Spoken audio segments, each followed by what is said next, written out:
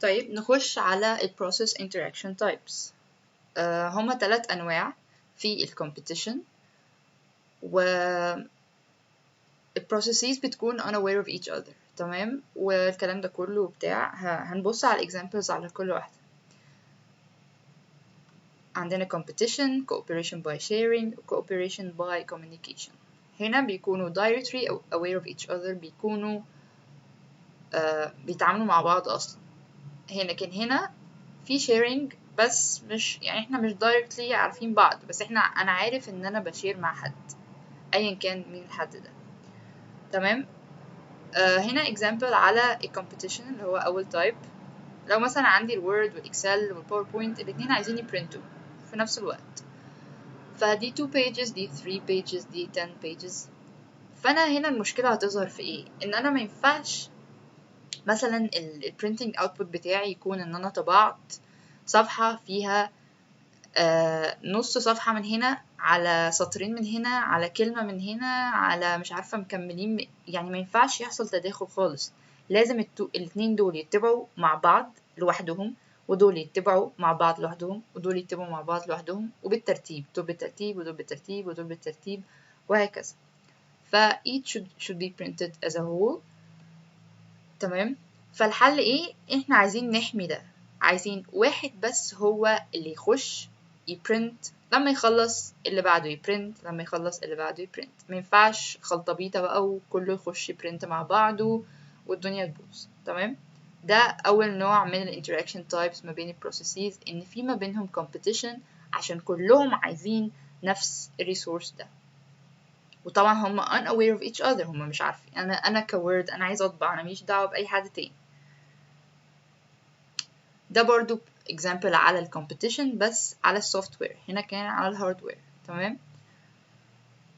عندنا process 1 و process 2 الاتنين شايفين الشيرد كود ده وممكن يستخدموه. تمام. process 1 هتخش هتget char، فكاركتر in حاليا A. تمام. وهتطلع هي عملت السطر ده وطلعت، ما عملتش حاجة تانية. process B2 دخلت عملت get char تاني، فget char رجعت لي B. get char دي يعني اقرا الكاركتر، ففي user input هنا او ايا كان، فالكاركتر الحالي character in بقى B.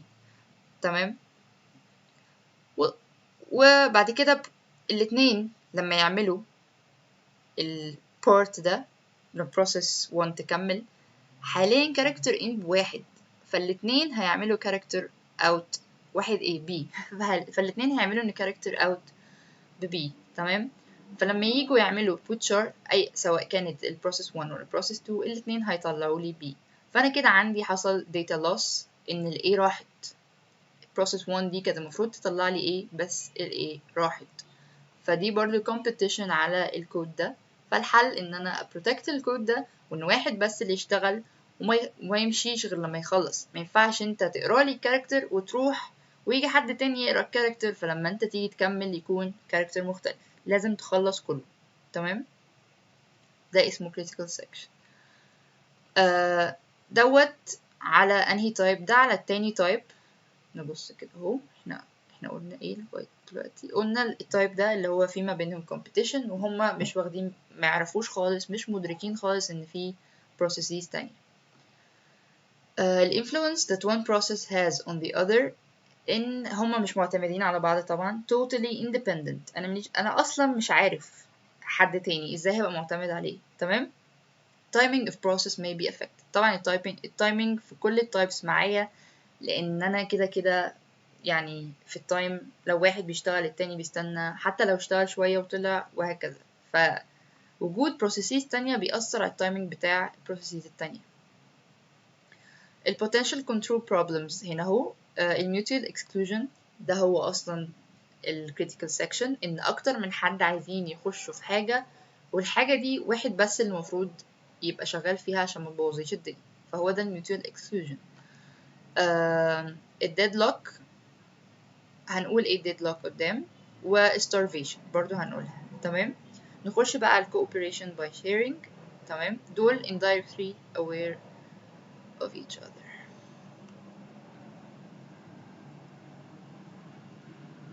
ال cooperation هنا هو شبه ال shared code. بس الموضوع مش مجرد shared code، لا ده فيه كمان shared data. هنا بنتطرق لفكرة ال data coherence. تمام. فهما الاتنين two processes دول هيخشوا shared code ده، والاتنين هيتعاملوا مع الليست دي. فتعالوا نشوف كده ايه المشكلة اللي هتحصل. احنا عندنا الليست حاليا فاضية و n بزيرو.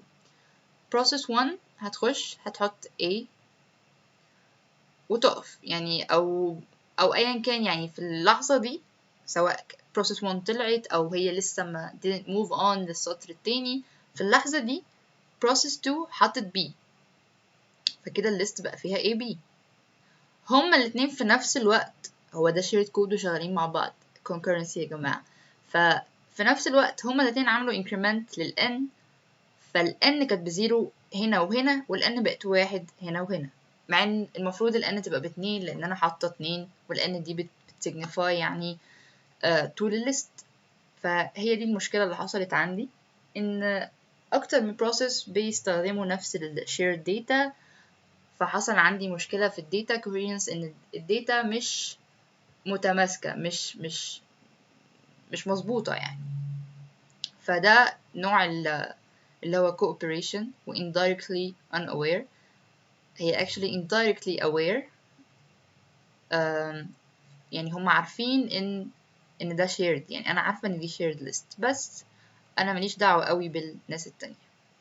فبرضو الحل هنا ان انا protect الجزء ده، وان واحدة بس اللي تخش وتخلص وتincrement وتعمل ايا كان اللي هتعمله، وبعدين تطلع وحد تاني يبقى يخش. ما ينفعش اكتر من حد يستخدموه، which is critical section.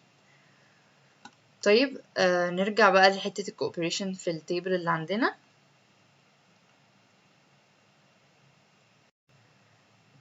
cooperation by sharing a processes indirectly aware of each other، زي ان في shared object list whatever. والinfluence ايه بقى؟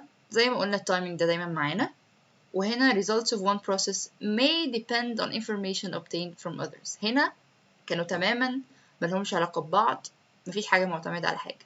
لكن هنا يعني results of one process، يعني اللي أنا بعمله، يعني مثلا ال A عملت increment لل N فبقت 1، فال B لما increment هي محتاجة increment على 1 بتاعة ال A.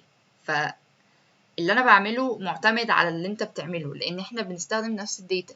مثلا إحنا الاتنين بنحط في نفس الليست، فأنا عايزة برضو أحط في المكان الصح. أو لو إحنا الاتنين بناخد، مينفعش إحنا الاتنين ناخد نفس الأيتم، مينفعش نسحب نفس الايتم. فكل المشاكل دي بتظهر، فهما معتمدين على بعض. ايه ال potential control problems اللي ممكن تحصل؟ mutual exclusion احنا شرحناه اللي هو critical section، وال deadlock و starvation و data coherence برضو شرحناه. ال deadlock و starvation هنشرحهم لما يجي وقته. تالت نوع ده معليهوش example هو ال cooperation by communication. احنا عارفين بعض يعني بنتعامل مع بعض direct. ايه اللي ممكن يحصل؟ برضو ان هما معتمدين على بعض، والتايمينج معانا برضو، وممكن يحصل deadlock و starvation.